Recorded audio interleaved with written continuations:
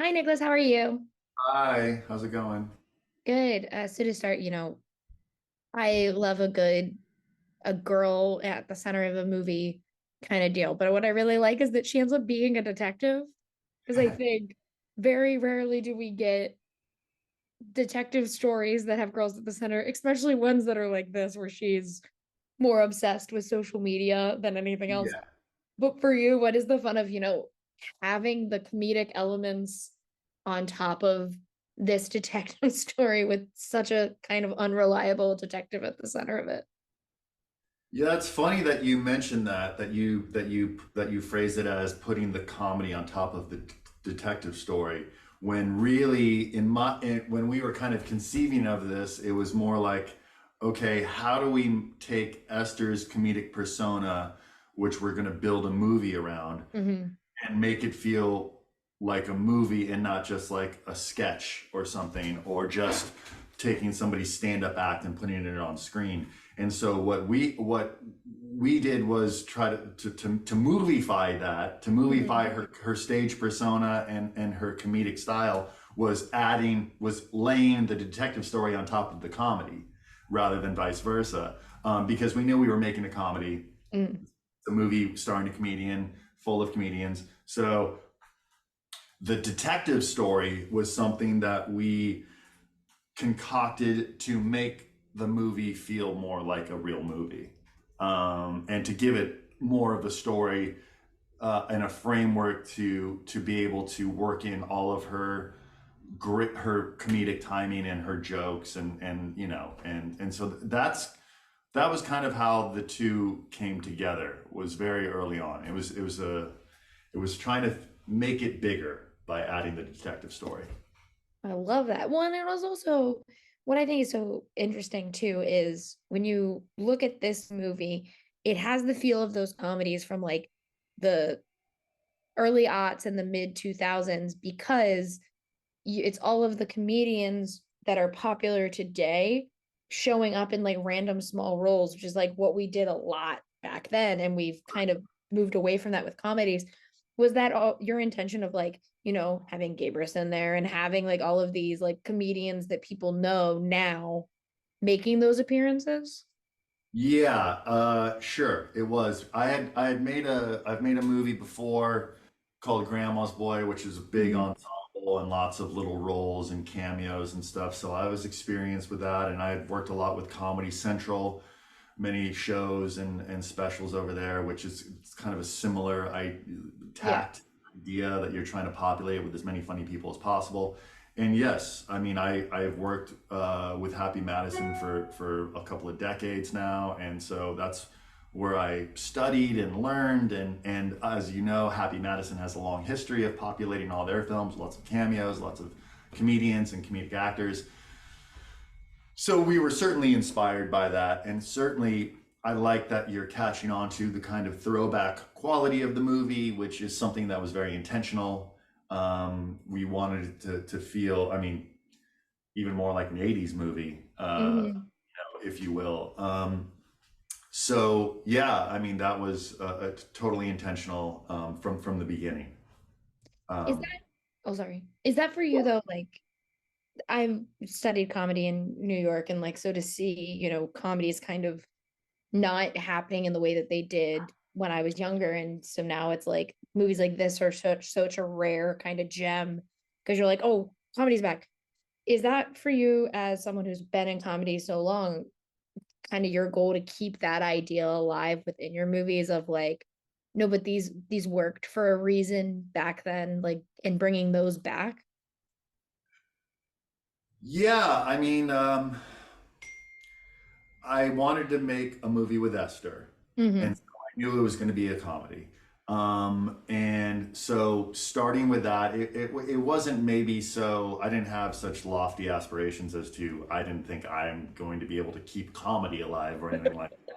But I certainly, with just the intention of making a movie for Esther, small, we always knew it was going to be small, and just with no other aspirations except for being funny and just being an interesting, funny movie. No sort of other messages or lofty ideals. And so I guess in a sense that is a throwback kind of approach when we were just there were a lot of movies that were out there just to entertain and that's all. They didn't really care about a message. Mhm. Um, and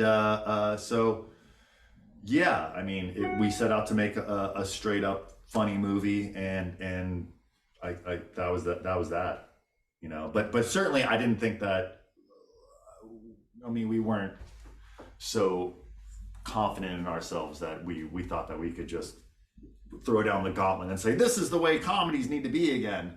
You know, to each their own. But I'm glad that you feel that way, and I'm glad that you're picking up on the references because that was intentional to feel like a throwback. Yeah, because it's, I grew up with Happy Madison movies. Like I remember watching Billy Madison and Happy Gilmore and Little Nicky and all this stuff as a kid. And so then I'm like, man, we don't make comedies anymore. It's It's been kind a of rough. they're blended into everything else. Sure, it's been it. There has definitely been a lack of theatrical comedies, and that's why I'm so thrilled to be working with Shout Studios and All Things Comedy to bring this to movie theaters, and Mhm. because you know laughing with a crowd in a movie theater is I mean it's a pretty special thing, and we don't get to do that all that often these days, you know. So Yeah. hopefully we I, can get out there. yeah, and what I also think is very funny in this movie is like it is still very much a 2020s comedy because like she has like the bits where like I do love when she has all the stuff on her tongue, which is in the trailer because I'm Sure. like, yeah, that's a thing that people do. But she's also at like a pharmacy when she's doing it. When you are throwing in all those little like, her saying her handle instead of her name and like all those pop culture references that are so specific to kind of right now. What was your favorite that you got to bring into the movie and like they actually like let you keep it and you were like, this is wild, but okay. You mean so what was the most modern little bit that we Yeah. kept there that I guess I mean I thought it was kind of funny that